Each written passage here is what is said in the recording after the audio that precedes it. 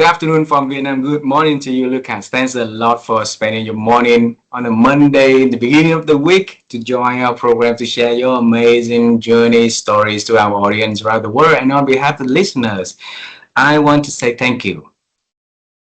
Thank you for allowing me to be here. It's a pleasure. And Vivian sent you a warm and big hug from Japan. She's traveling at the moment, so she's not able to join. But she said I send her big love and hugs to Lucas. I appreciate it. All the best to her as well. Yeah, and you came to our country last time. We missed you. We were in the US, and then you came. But I believe that we're gonna meet sometime very, very soon. So let's make it happen. Meanwhile, because you came here, you know our culture is very honored of our audience. If we can hear Lucas to share a little bit to them about who you are and the works that you are doing, would you please do that honor for us? Absolutely, yeah. So I was born in Michigan, Ann Arbor in the US, and then my parents moved back to Switzerland, so they're Swiss. That means I'm Swiss American. And I grew up here in this wonderful country, and I did my education here. And then I originally wanted to become a musical actor. That was the idea. And I auditioned for it, and I went dancing and singing in London. But it just didn't. I got to the last audition round, and then it didn't work out. And I was like, you know what? Let's try again. I got so far. Let's try again, right? In a year. I can try again in a year. And so I took a job in Switzerland in IT, marketing in IT. And I started doing that. And through that, I met at the time, head of science for NASA, Thomas Zurbuchen. And we knew he was going to quit his job by the end of the year. So what we did is kind of as a small thank you for him doing a presentation for us, we built his personal website.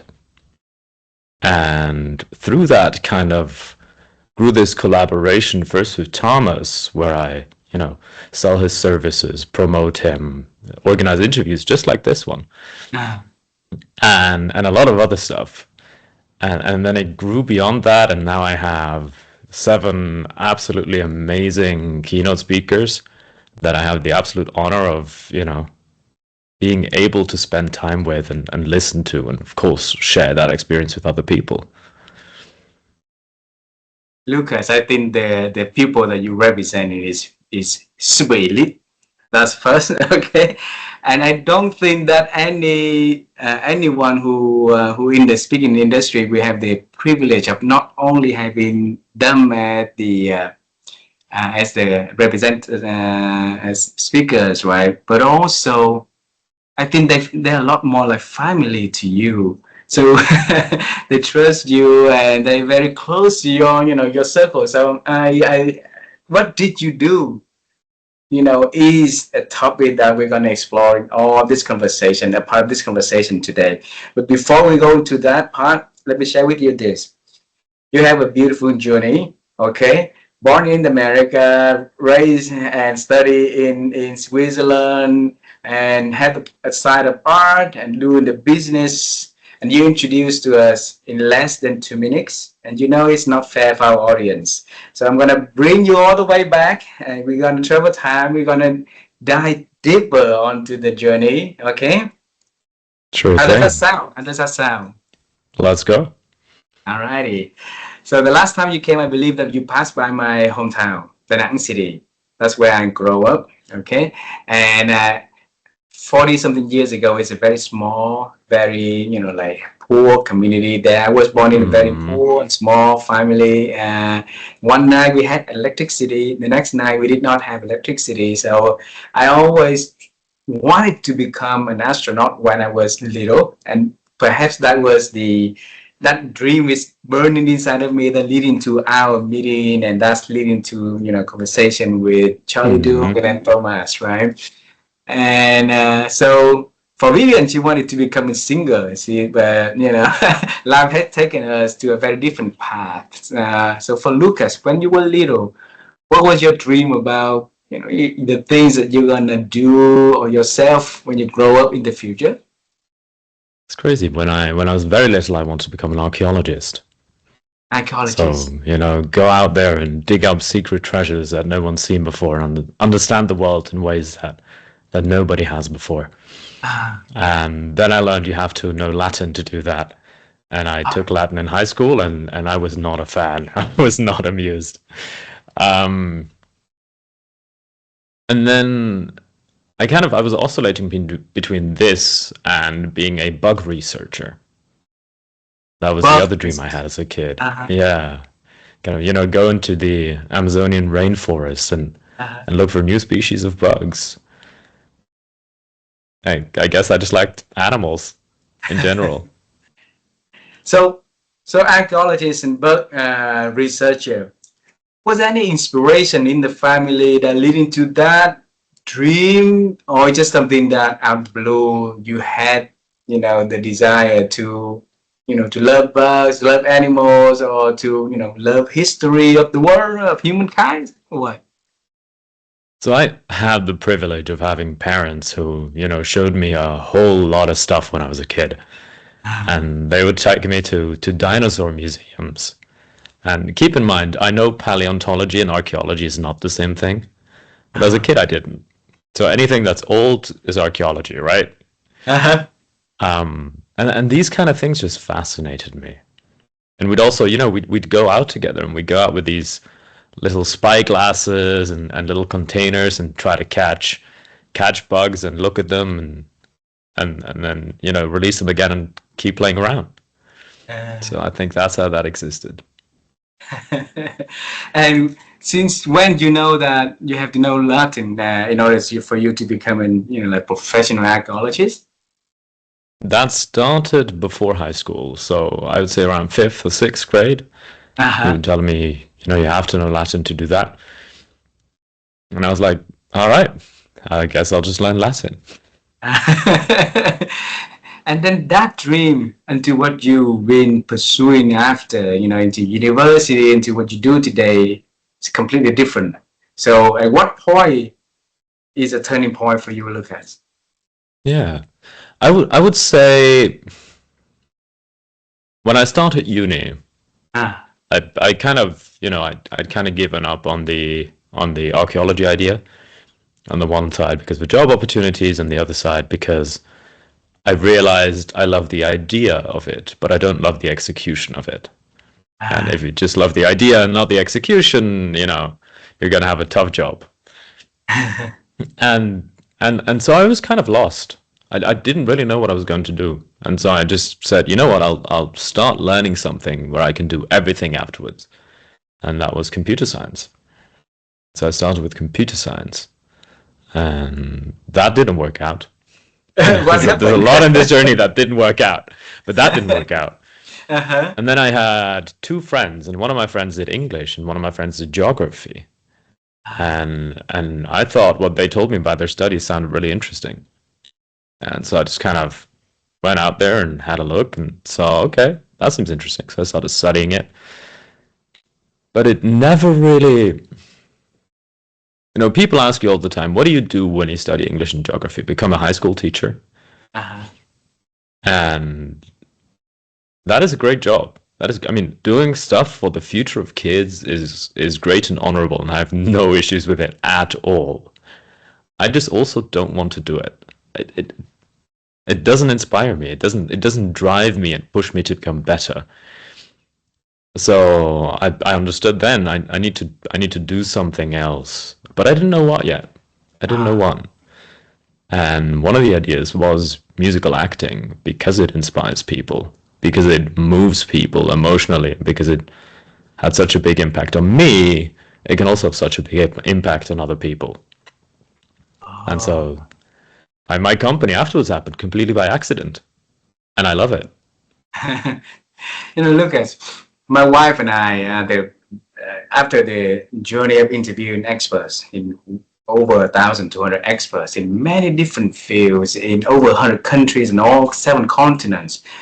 And one thing that we easily can see, from their amazing journey, their fulfilling lives, and they love what they do because they have the ability we name now is a newness intelligence, and we're working on it to develop the framework and everything for that, because they're not afraid of change. You look at your life, you have different ideas, you have different dreams, and at some checkpoint you realize, oh, you this is just an idea, but you didn't like the execution for that. So what's new things that you could do, right? And you went into the computer science world and didn't work out. So okay, what new thing that you could do? So you get into conversation with your existing friends back then, but they listen to their ideas, the new thing that they share with you, and then you put them together onto something new you do. And then you got into something that moves you, that you think that's going to move other people too. So that is newness. You have that inside of you to continue to explore and see what else that you could become. And the more that you can become, the more that you can add values to the people around you, right? So bring me to the moment that you found out the love for music, for performing arts, right? And you wanna, invest more onto that. I think you went on to like performance competition also, right? And recent you also won the performance in Switzerland also. Congratulations! Tell us more of Thank that, you. Lucas. Tell Yeah, us so more. so one step before that, you said, I'm not afraid of change. I am afraid of change. You I'm are. I'm afraid of change every time.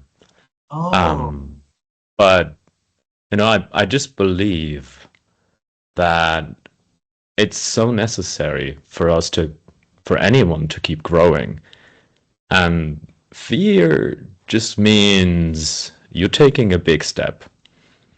You don't know what's happening. You don't know what's coming. You don't know how to feel about it. And that to me also means excitement, right? wow. Because I want to do things that I've never done before. I want to feel things I've never done before. I want to experience things I've never done before. And I can't do that by doing things that I have known for a while. And so I would say I am afraid of change, but I'm just such a big believer in change that I convince myself every time that it's a good idea anyway. Wow. So I would love to hear from you when you define newness, because when you say that you're afraid of change, but fear is just a factor of that, and you have to overcome that for you to continue to learning and growing, right? And when you get into the new world, newness, the thing that you never done before, that is very scary for a lot of people. So how do you define what is new in your life? What is newness? It's things that I've never experienced before, Ah, and that, frankly, I couldn't have imagined before. When I think back to my company, if you ask me, 5 years back, I wouldn't even have known that this is a job. In fact, most people I talk to don't even know that this is a job. oh, And so that is newness to me. You go out there, you put yourself in a position where you don't know what's possible. You don't know what's going to happen. So it's not as if I know where I'm going. I didn't know I was going to get this job. I didn't know I was going to go in that direction and meet all these incredible people. hmm. I never knew. I couldn't know. So I put myself in positions where I can't know. And that's where new things come up. So when you're in the position that you have no idea what it is, and you don't know where it's gonna take you, or what is that you're gonna do in that situation, what is that? If you're in that situation, how would you start the whole process of exploring and experimenting? Usually it's not something I do actively. Ah, Usually it's an opportunity that passes me by. It can be a friend who says, "Hey, do you want to go to this event?" And I'm like, "I know nothing about this." All right, let's do it. ah, Or it could be in work, a business opportunity. Somebody comes up to me with an idea, and I'm like, "Hey, that's a cool idea. I don't know how to do it, But you know what? I'll communicate that openly, and then we'll try. Ah, I'll just go out there and try. It's so much of this doesn't have to be intrinsic. There's so many people approaching me with things that I never thought about. And that's, by the way, I think that's also part of the essence. Because how could you ever know things you can't know? But other people can know things you can't know. So if ah. they come with an idea that I have no idea about, that's when I convince myself to do it because I think, wow, that's wonderful. I've never heard of this. Let's do it. So there's a whole saying that your our value is the value is the sum of all the five people you spend the time most, right? And with that Mm-hmm. curiosity, normally we will have so many new people that we can bring to our life. So I'm just curious to know what kind of people uh, are you going to invite into your inner circle? I think the most important thing is character. And by character, I mean, integrity, speaking the truth, being people who want to work on themselves, improve themselves. Just people who are not happy to stay within the limits that have been set for them. Mm, People are happy to push these limits and ask questions and go beyond, because that's ultimately what I want too. I want to push limits. I want to go beyond what people expect and what I expect, frankly, because yeah, my mind is limited, just like everyone else's. So I need people who can help me and who I can help get further and overcome these things. So here's kind of a few things that I would look out for, that I look out for myself. One is I appreciate people who don't think like me. wow. And on the one hand, that means we get in a bunch of fights because we don't agree, right? We don't agree on politics, we don't agree on viewpoints, we don't agree on a lot of things. Sometimes it's just a restaurant. Um, but we talked about newness before. And newness means things I don't know anything about. And the people who know most about things I know nothing about is people who disagree with me. Of course, you have to get along on some level. You can't just be arguing all the time, but that's one thing I look at. I was talking about character before. That's the other big thing I look out for. So just people who can push you and who you can help as well. And if you find those people, and what do you do? Because they are also the people who want to push themselves, who want to, grow in. So, what do you do for yourself for you to stay relevant in that relationship so that you can help them also on that path to, to newness and to greatness, though? So I think one of the most important things in any kind of relationship, whether that is business, whether that is friends, whether that is more than that, is leading with generosity. And what I mean by that is doing things for people without expecting anything in return as an upfront.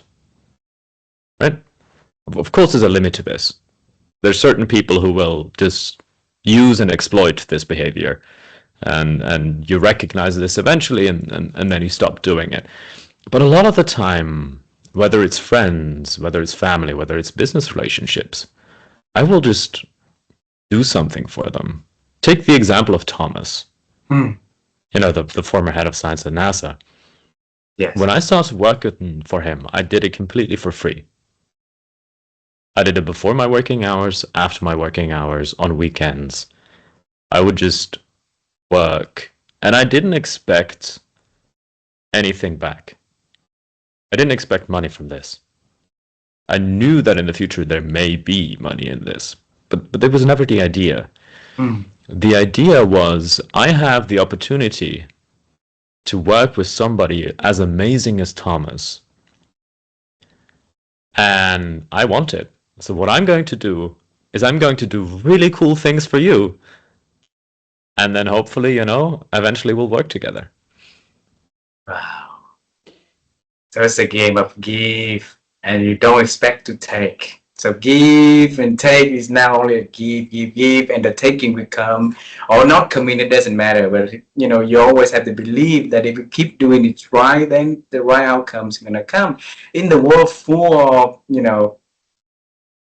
instant gratifications, right? So we want things to be happening now, now, now. Where did you learn the wisdom of patience, of delaying gratification, of believing, doing something amazing? We need to take time to get the award later, outcomes later, not now. So that give you the energy to work in the morning before you go to work, in the evening after you go back, work on the weekend, work when you have time for something that you believe in. I don't know. I was watching, really successful people, and I was kind of wondering what they do. And I was listening to podcasts, and I was talking to friends and people who I know who did successful things, and they tell me these kind of stories. And to me, it felt like what a lot of their most impressive stories had in common is that they started with doing something that couldn't reasonably expect it of them, right? They would just, and it doesn't have to be big things, by the way. I'm not saying go work for somebody for free all the time. Like, that's not my message. It could be something as simple as saying, hey, I just looked at your LinkedIn profile and I saw you had a typo on there.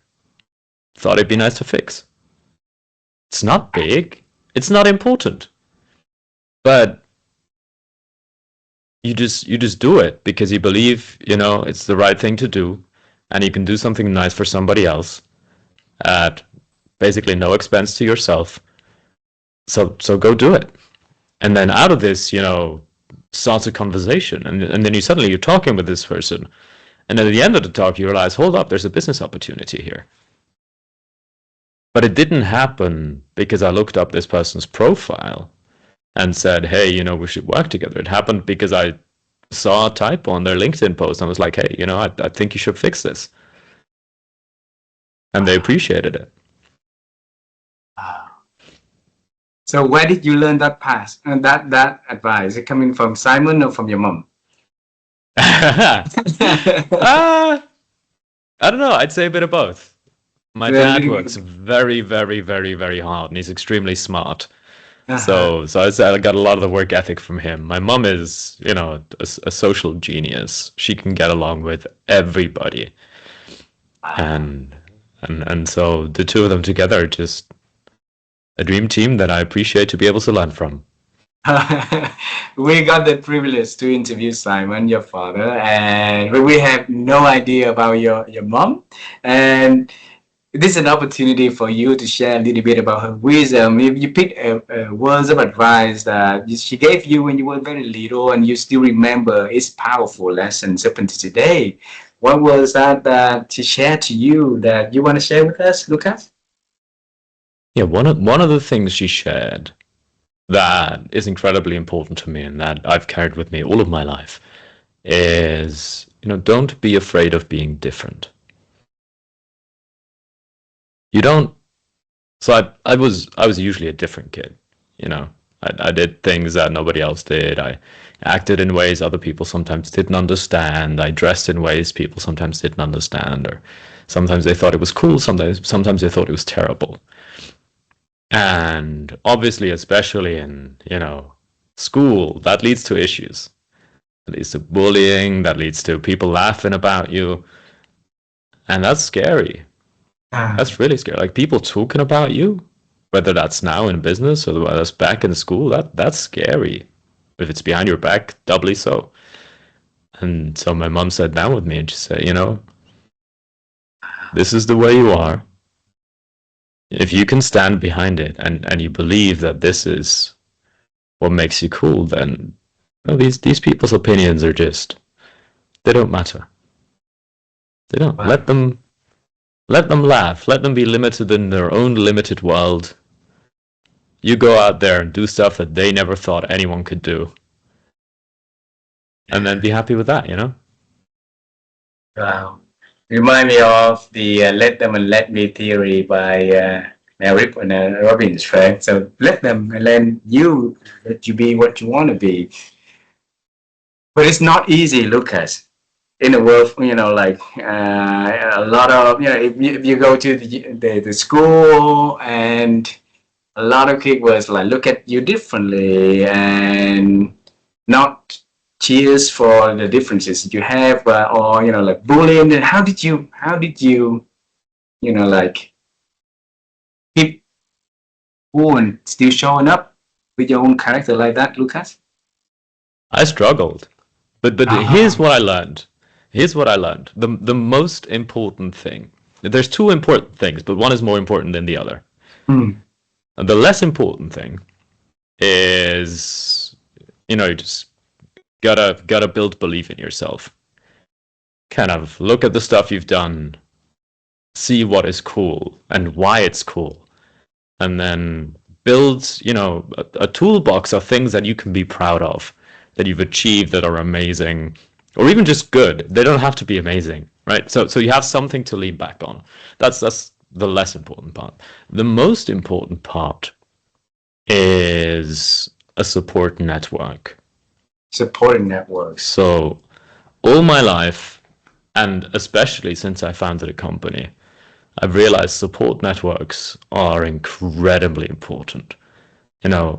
People you can talk to when things go wrong, people you can get a hug from, comfort when you're feeling down, people you can share your success with, people you can go ask for help about things that you don't know how to do. There's so many things I don't know how to do, but I've got friends who know how to do them. So I can go to I don't have to despair at home. I can go talk to these friends, and they'll show me how it's done. Wow. And I think that's how you get over, well, over pretty much any challenge in life, but bullying included. So from idea on to execution, from like worrying, moving to asking for your friends or the people in your network who knows that what you don't know, right? And that is leading to newness right there. So you take the W in the newness framework that we have is a what your first step. You start to do something, start to move your idea, you move yourself, you move to something that can lead into somewhere, right? And so your business, been in the business for how many years? 5, 6 years now? No, no, no, no. It's Uh, the third year. Yeah, and the yeah. third year. And you mentioned that when you did this, you didn't even know it's an industry. That is something that you could, make money upon, right? Or add values upon. So how did you realize, that newness in the business that you're doing? Yeah. So I told you the story of how this started, right? Thomas did this talk for us. We built his personal website. Me and Christian. Christian's an amazing guy. And we were sat in that meeting, and Christian said, Thomas, and you were talking about newness before. Here's another thing where I was just like, I don't know anything about this. Let's do it. Christian was in the meeting, was like, Thomas, if you want to go do public keynote speaking or consulting after your time, leading all science at NASA, you want someone between you and the price. Because if Thomas says he's the most successful head of science NASA ever had, that's arrogant. Mm. If I say it, I'm basing it on facts. Now, we can argue if he's the most successful or one of the most successful, but I can back that up.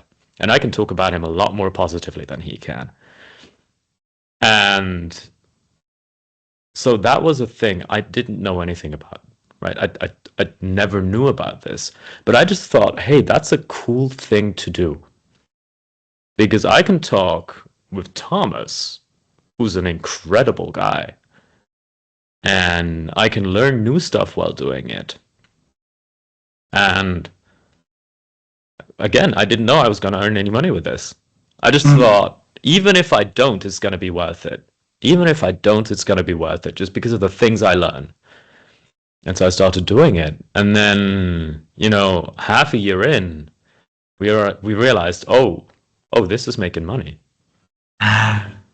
and it was a lot more successful than we ever expected. It was so successful, actually, I had to found a company, otherwise it would have been illegal. And now you represent many British names, right? And what did you do? Like I'm coming back into the question I asked very beginning of the conversation is what did you do differently that not only Thomas but the rest of the speakers were very elite on their field, accepting, a company is less than 2 years of age by Lucas and Christian, right? What is his name? Christian, yeah. Christian, yeah. Let the two of you representing for their names. So what did you guys do differently? I would say that we did more than anyone could have expected us to do. As in, I don't only do the things that earn me money. Let's take the example. Let's say with the example of Thomas. Hmm. Of course, I do keynote speeches.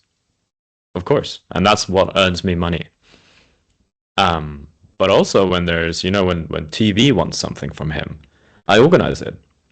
I just organized, a 3-hour interview on Sunday, and I was there the whole time. I didn't earn a single buck from this, but I think it's important. I think it's important to not just do things that are strictly expected of you, but also to do things that are just good and nice. And I was talking before about leading with generosity. Yeah. Pam Melroy, another one of my speakers, she was the deputy admin of NASA.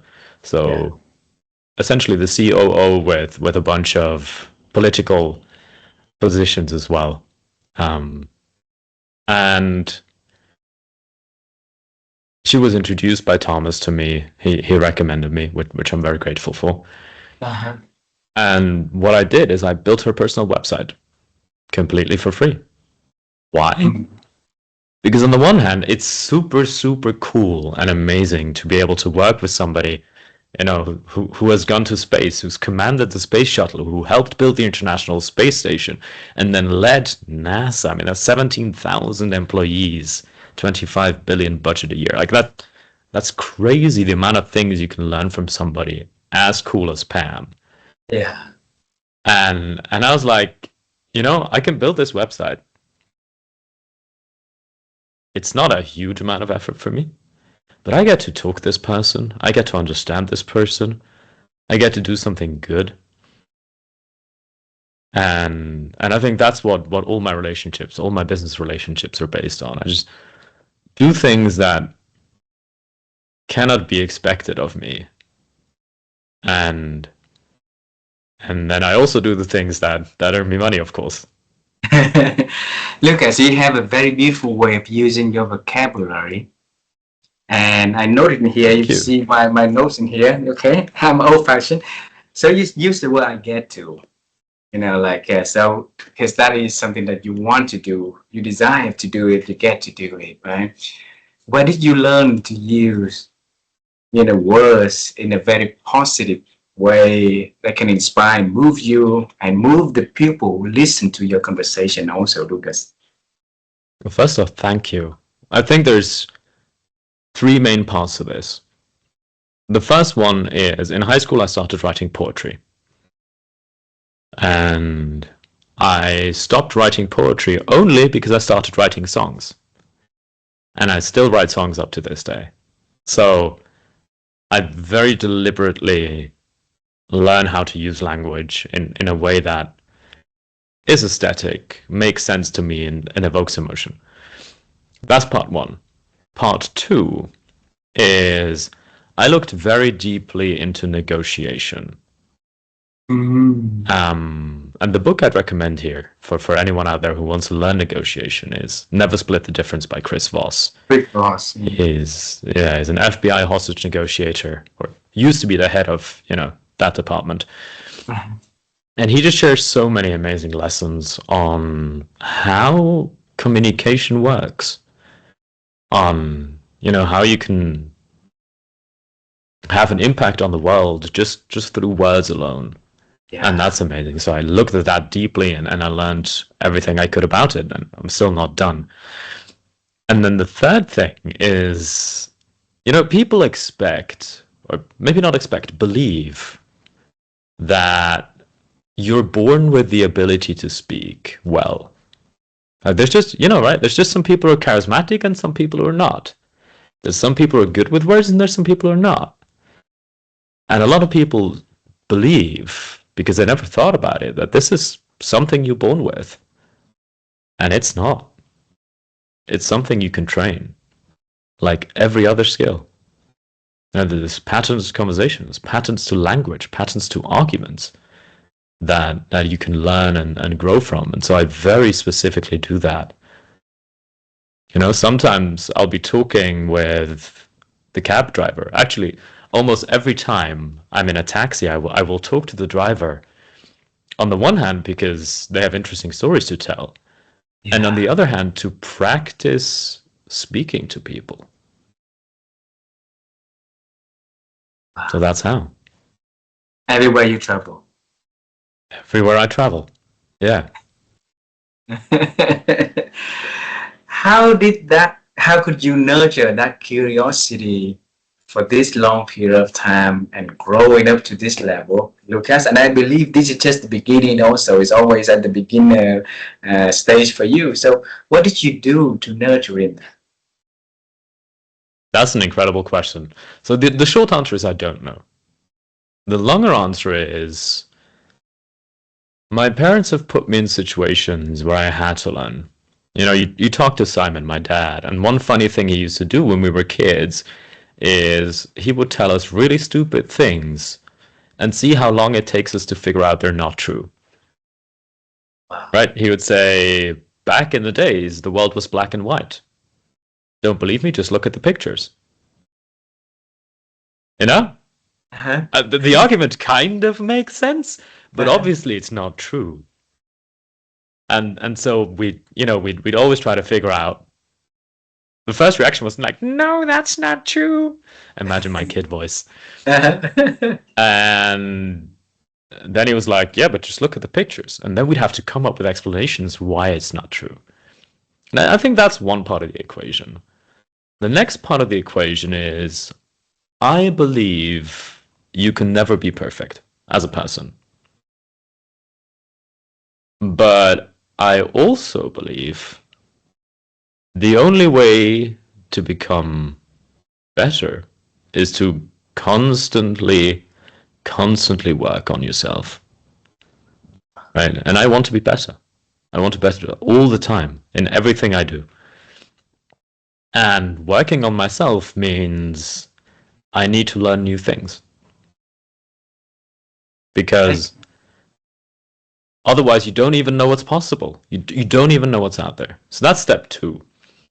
And step 3 is I consume media that makes me curious. Veritasium, for example. And that's also why I reached out to Derek and why it's such a pleasure to work with him now.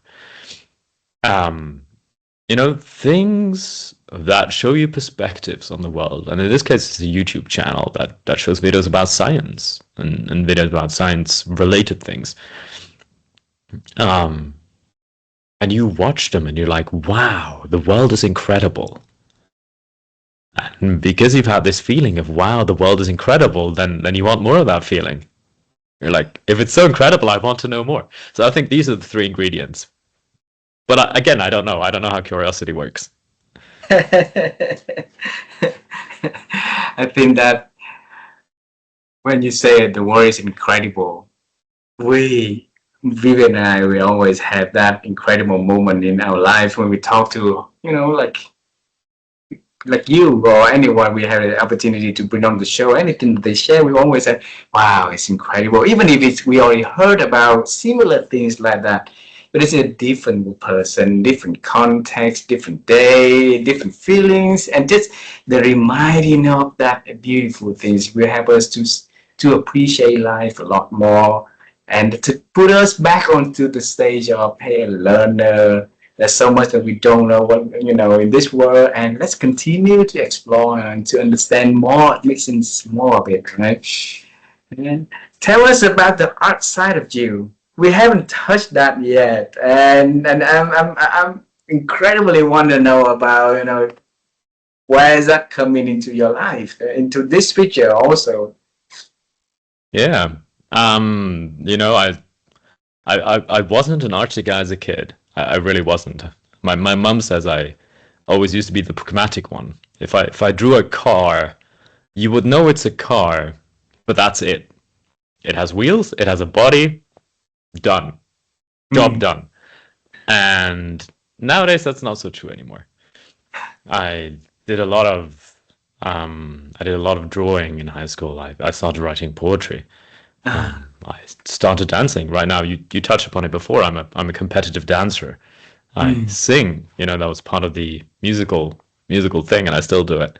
Um, I play the piano. I play the guitar. I do a whole bunch of other stuff. Um, by the way, I also sew, like this, for example. It's Uh-huh. made by me, and of course, also, tied by me. This is not a this is not a bought and pre-tied tie. It's just you do this, and I still think that's important. I think it's very important. On the one hand, because it allows me to do things I otherwise wouldn't. It allows me to be very. By the way, I performed magic for 10 years. I Yeah. performed close-up magic for 10 years. And I'll just tell you three small stories. Yes. First one is dancing. Dancing allows me to move in ways that I wouldn't be able to otherwise. Because it builds strength, it builds coordination, it builds balance. And so whenever I do a moderation on a stage, my movements can only be so deliberate because I trained hours and hours and hours for them to be deliberate. And I didn't do dancing to become a better moderator. I did dancing because I loved it, but it allows me to be more deliberate on stage. Magic. I did magic because it fascinated me, because I thought the impact it has on people is amazing, right? It's just such a cool thing to do. But what it also forces you to learn is how to read people, how to talk to people, and how to tell stories. Because every magic trick is a story. And so, I did 10 years of magic and I practiced an hour or two every day. And a lot of that time was spent telling stories. And so Wow. now when I talk to people, that's where that comes from. By the way, it also allows you to become less nervous on stage because I have a lot of hours on stage. So as that. And the third one is, I drew in high school. I was drawing in high school. And that has led to a good understanding of structure, of color, of composition, that when I'm building a website nowadays for someone like Pam, is just, it's there. And I didn't do it because I thought it would be good in life afterwards, right? In high school, I wasn't thinking about this job. I wasn't thinking about building websites. Um, but because I trained this visual skill, then I suddenly have an understanding for beauty and aesthetics and form and function. And so that's why I believe in arts. Wow. Lucas, it reminds me of a big lesson in life. A lot of people out there were chasing for the big things, right? And they underappreciate the power of small little things that we do every day. The small little, uh, time that you spend for drawing, or learning how to dance, learning how to balance your body, learning to tell the story, learning to and do the magic. But if you can, put all of those learning together, believe that's going to take you to somewhere in the future, and look at all of that beauty, turn out in the works that you do today. You connect with people better. You have the curiosity. You know your body. You know how to entertain the people, how to add values to the conversation that make people wow, and all of that giving you the huge advantage over like can Thank lead you. you to more in the future, right? And that a lot of time you spend on working, not knowing how it's going to take you, where it's going to take you. So when you dance, when you drawing, when you read like books and write poems or wrote poems, right? What was in your head about that moment and about the moment that may be coming after that in the future, Lucas? Honestly, mostly nothing. Ah, Mostly nothing.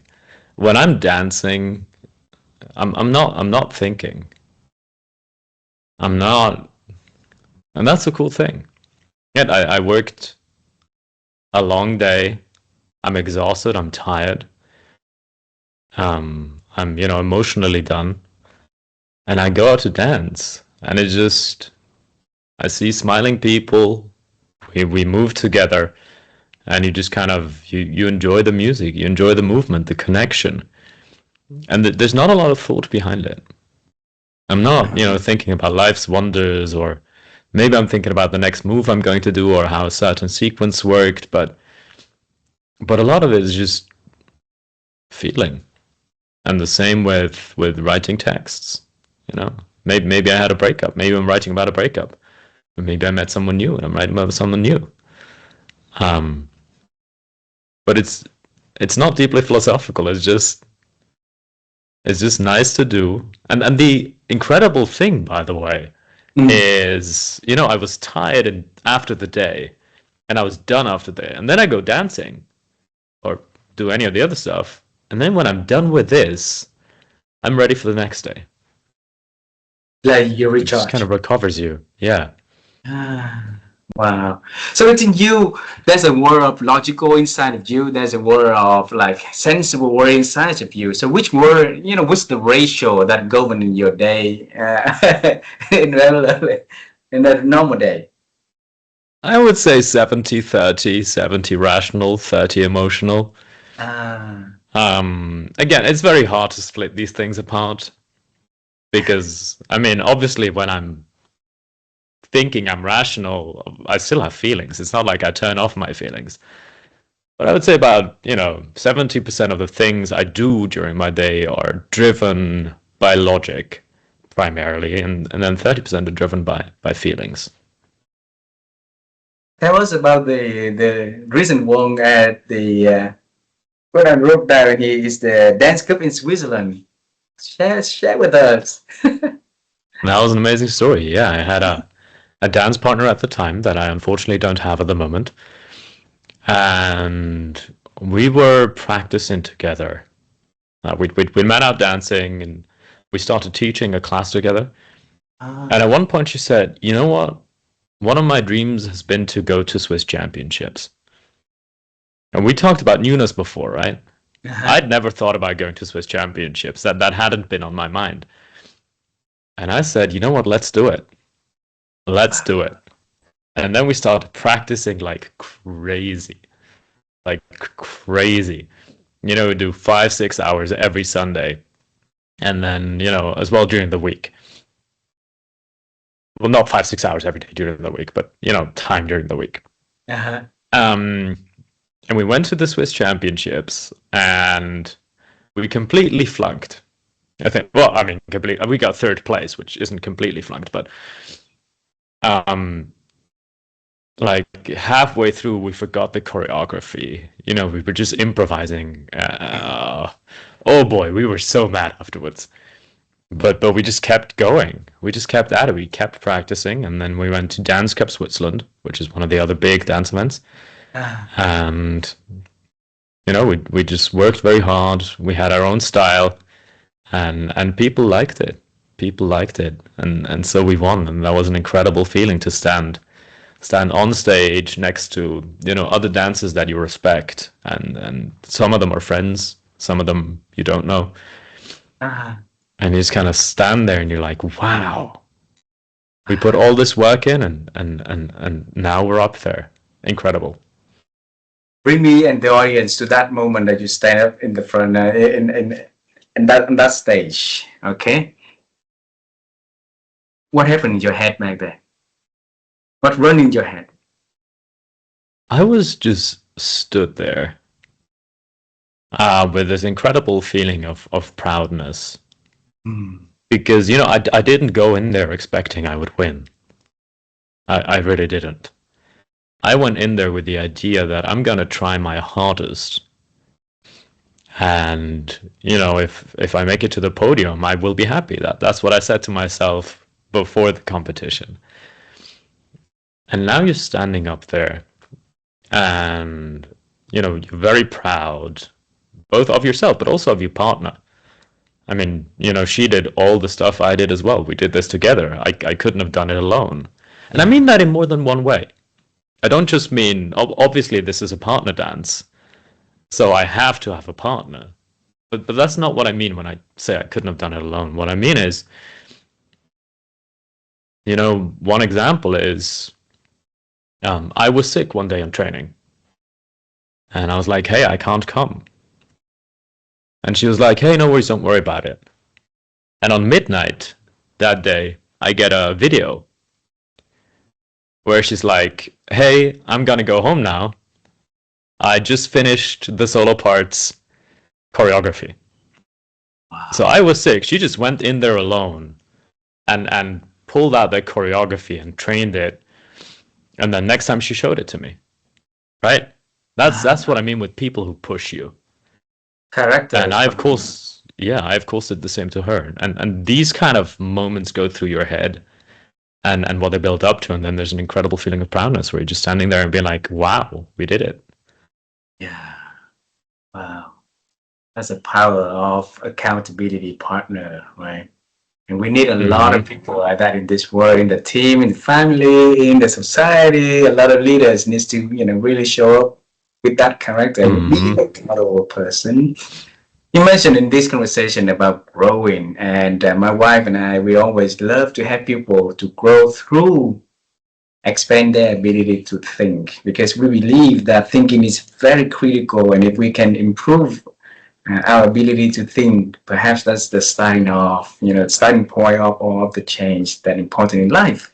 And there's no better way for us to do, and more than asking the people who join this conversation to share their secrets behind thinking. So whoever listens can pick some points in the wisdom that they share and start to reflect, to learn, and to apply in their life. So, Lucas, how have you been expanding your ability to think over the years? So I think the important question it comes down to is what do you want? And I'll explain what I mean by that. A whole while ago, somebody asked me, what do you think the purpose of life is? What do you think the purpose of life is? And I didn't know. So I sat down and I thought about it a whole lot. And my conclusion was, it doesn't matter what the purpose of life is. Because if it exists or if it doesn't exist, I don't know. I just don't know. I can't know. But what I can know is what the purpose of my life is. Right? Yeah. What I want to achieve. And so I sat down thinking about that. And the solution I reached was, on the one hand, to have a happy and healthy life myself. But then, on the other hand, to help the people around me who I love. And push them, help them, be their support. We talked about, networks that help you both in good and bad times. Be that. And there's only really, in my mind, there's only really one way to achieve this. If I want to be able to help the people around me, that means I need to understand more of the world. And that means I have to go out there and do stuff and learn stuff and be able to, create opportunities. So I have to go talk to people. I have to go meet people. I have to go change things, move things, create openings where everyone that I love and appreciate also gets a benefit, also goes to go forward. And learn more about life in general and the world and relationships. And so whenever a friend comes to me with a question and I can answer it, that makes me happy. And my friends, I want to help them. I want to help them, become the best version that they can be, and without me forcing it on them. Right? I'm not going out there and calling my friends and being like, hey, by the way, you should learn this right now. Sometimes I do. But when they come to me and they ask, hey, could you help me on a negotiation? Yes, of course. Wow. I would love to. So that's why I think you just got to keep learning. Wow. Lucas, thank you so much. And a week ago, I'm bringing back, because life is not always about like black and white like your father tested you guys back then, right? It's a lot of different kind of colors. And I think that what you shared about a week ago on LinkedIn, that stay with me and Vivian for a long time, because we felt a responsibility as a friend to tap on your shoulder, give you a big hug, and say, "Wow, you're doing well, and things gonna happen. Thank you. Days gonna happen like that, and you're gonna be in the not in the right mood." And so on certain days like that, as a performing arts or as the business person, what do you do to help you to get to the new days and to the newness again with a new kind of energy to to lean on to a new and the better days? Yeah. So for those of you who missed this in the past part of the conversation, last week, I had a very bad day. Just nothing worked out. I came late to a meeting. I took the wrong train, and I realized way too late, so I missed an event. It's a bad day. And I sat there in the evening with an ice cream tub, a kilogram of ice cream. Should I be proud of that? Did I do it? Yes. And I think there are kind of a few ways of getting over this. On the one side, I just do stupid things that make me happy for a moment. Eating ice cream. Is it healthy? No. Should you do it every day? No. When you have a bad day, I mean, if it helps you get through the bad day, just go do it. Yeah. Eat that type of ice cream. Just go. That's the one side. The other side is, honestly, a lot of problems become a lot smaller when you just sleep over them. And so that's what I do on those days. I just realize, hey, stuff just doesn't work out today. So whatever I can afford to not do today, I'm not going to do today. I'm just going to push it to tomorrow. I know I'll have to work harder tomorrow, but I'll wake up tomorrow and it will be a better day, as cliche as that sounds. And then the third thing, again, is to, reach out to friends. And have that support network that, supports you, even on bad days, You mentioned every time I asked a question, normally you gave me, two, or more normally you gave me three things.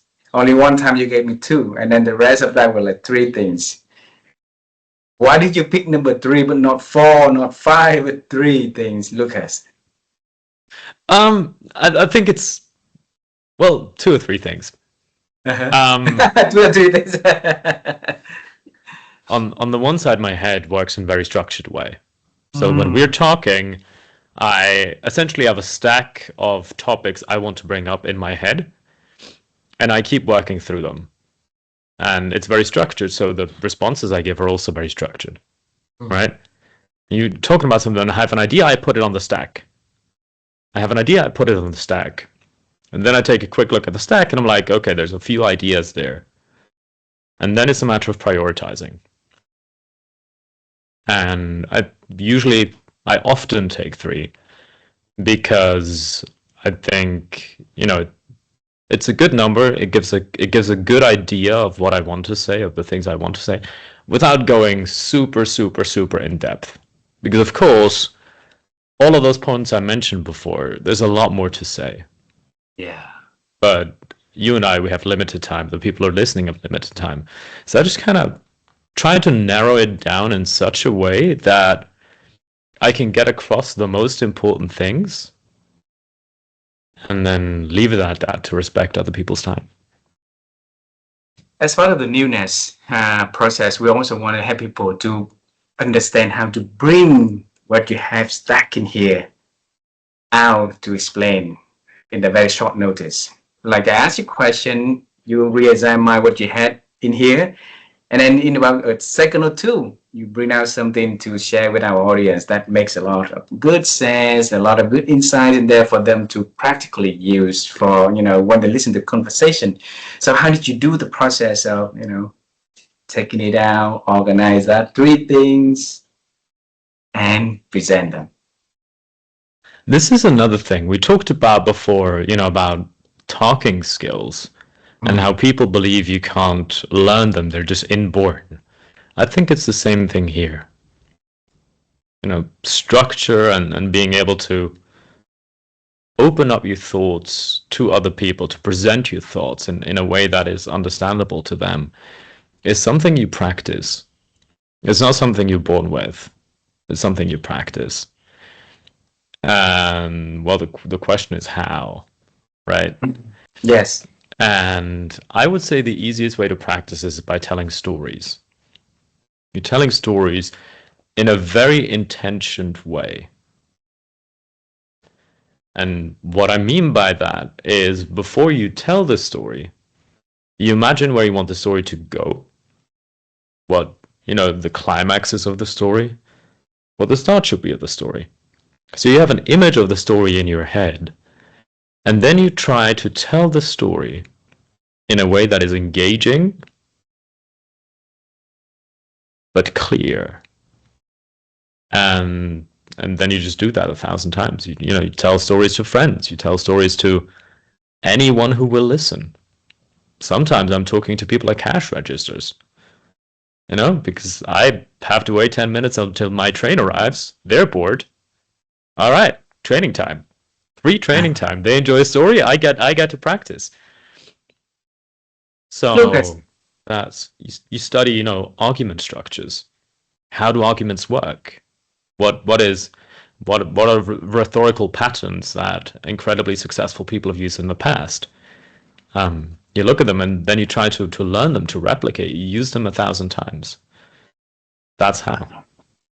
Wow. So time for writing poetry, reading, negotiations, and play, and then do the what is it called? The magic, right? The what is that? Close-up magic. Close-up magic, right? And then you start to learn to tell the stories over and over and over and over, and the process of learning is discovering. So that's the saying also, like we are the story we tell ourselves. So what story are you telling yourself every day, Lucas? Oh, huh. That's a tough question. What story do I tell myself every day? I think the story that I tell myself every day is, who do I want to be? Wow. Who do I want to be?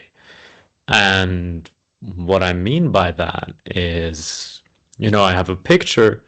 Sometimes in life, decisions are hard. It can be something simple like what kind of food should I eat? But it can also be a lot more complex, like you're talking to a friend and you have an option that benefits them, you have an option that benefits you more. Which one do you recommend? And there might be a morally correct answer to that, but that doesn't make these kind of questions easier. Yeah.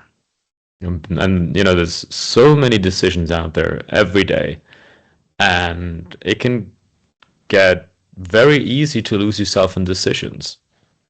Because if you have to think about every decision in excruciating detail and essentially negotiate every decision with yourself, you're going to be tired by midday. You know? If you have to negotiate every decision, you're gonna be tired. Yeah. And so I have this image in my head of who I want to be, who I believe I should be. And whenever a decision comes up, I just go, what would he do? Right? What would Wow. this guy that I want to be do? And the answer is usually clear. And so I spend a lot less time on decisions because I don't need to decide. I already decided when I thought about who I want to be. And so now I can just roll with that. So you will spend a lot of time first to define what is the guy that Lucas want to become, what values he's gonna, adhere to and show up to the world. And the Mm-hmm. rest of the after that it's just revisiting to double check on that and renewing it. But the day in, day out, you already have a guiding stuff answering the to help you to make decisions in life, right? Mm-hmm. Yeah. That's a beautiful one. Thank you. Happy to. Happy to. Two last questions for these conversations. Okay. And I always love travel time. And I want to bring you to travel time with me to one of the day you at the middle school or high school. On one of the days that not going to be a good day, people next to you is not cheering you up, or like they're gonna like not celebrating your differences, right? Mm-hmm. And you and I are gonna get into that school. You and I are gonna sit next to that young Lucas, and the Lucas now is going to talk to that Lucas. And you're gonna share something. You're gonna send a message to him back then. So what is that you're gonna talk to that young Lucas? Oh, yeah. I would say do things that nobody else dares to do. And what I mean by that is what I learned in, this, well, my life up to this point, but also building this company, is there's so many things out there that people believe to be impossible. And when you try them, people are going to tell you it's not going to work out. It's not worth the effort, Don't do them. And I think you should do them anyway. And one example is Derek Muller. He built the Veritasium YouTube channel to 20 million followers and 4 billion views. So very successful. I didn't know him. I didn't know him at all. I just saw a YouTube video of him. Well, I mean, I'd been following him for a while, but one specific video sparked this idea. And I was like, wouldn't it be cool to have him as a keynote speaker and, to share everything he does to more people? And so I just reached out to him completely blind. I didn't know him. I didn't even know, if he was going to get the message or not. I just went, shoot, let's do it. And even myself, I was doubting myself, I was sitting there and it's like, I've never worked with a YouTube star. I have other famous people that I work with, but never with a YouTube star. He doesn't know me. Nobody recommended me to him. Like, he doesn't know anything about me. It's probably going to look at it and have a quick giggle and move on. Yeah. But I did it. And he responded. And, fast forward a few weeks, he's on my website now.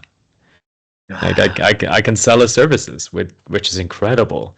And there's been so many things where other people believed they're not possible or they're not worth the effort. And sometimes even myself, I believed they weren't possible. But I just tried. And And so many of them have worked out that to younger Lucas, I would say just go do things other people wouldn't dare. Maybe even yourself wouldn't dare. Wow. You look at what we do, what you and I are doing, right? 4.5 years ago, 100% of the people on our network say it's a stupid idea. We're from Vietnam. You speak very bad English. Nobody gonna listen to this. We did it anyway. Right? We reach out to one Yeah. person to the next, one person to the next, and share our intention, share our curiosity and true admiration for their story, for their journey, and ask them sincerely to join. Now we have you, we have Thomas, we have Simon, and no, who knows what's next, right? So Mm-hmm. your father was a person that Vivian and I were first testing to send a message to somebody that he would love to send if we could be that messenger. And look at what we do. You become a person in between for your speakers, right? To companies. I'm a person who in the middle to send a message from one person to the next. And if you can think of a person, I know this question is not going to be fair because there would be so many people, but if there's one person you would love to send a message to that person, and want us to be the person to do that, to deliver that message. So who's that person and the message that you're going to give to that person? So this is tough because there's a lot of people to choose from, right? Yeah. And I love my family dearly. I love my friends dearly. I love my brothers dearly. I mean, these are incredible people. And by the way, I do give them a message quite often, just to tell them how amazing they are. Cute. But one person that this conversation reminded me of is Christian. Your friend. And yeah. And I wouldn't have this company without Christian. There's no way. I wouldn't have had the idea. And then I wouldn't have been able to execute it. So Christian is such an amazing influence on what I'm doing right now, and everything that I've been able to achieve up to and including joining this podcast. And I think for that, he's an amazing person, and I will always appreciate that. Thank you so much. And then I will reach out to you on WhatsApp to ask for his contact so that I can send this part of the interview to him. Will do. And I hope that whoever listened to this conversation will have that kind of friend, the friend that pulls us to go into the zone of newness, the one who uplift us when we less of believing in ourselves, the one who celebrate life with us when we're good and when we're bad, and see the potential in us, right? So it's important. And Lucas, it's a beautiful conversation. It's a beautiful, and we are honored for our friendship, to know you, and we're really looking forward to having an opportunity to have a cup of coffee, have a cup of ice cream with you when you're here, even if it's a good day for sure, but it's still having anything when you're here and celebrate life. Okay? I think if I come meet you, it will be a good day. I know, and I look forward to that. Meanwhile, I wanted to say, have a wonderful week. Thank you so much for being so generous to spend your time to share this beautiful conversation and a lot of wisdom in here. I wish you all the best, wish your family all the best, and from time to time, share with us how the business is going, and you will always have fans from Vietnam who quietly celebrate and cheering with you. Okay? Will do, and I appreciate it. Give all my best, Vivian. Okay. And I hope we see each other pretty soon. Me too. I hope that too. Bye-bye for now, Lucas. Thank you very, very much. Bye-bye.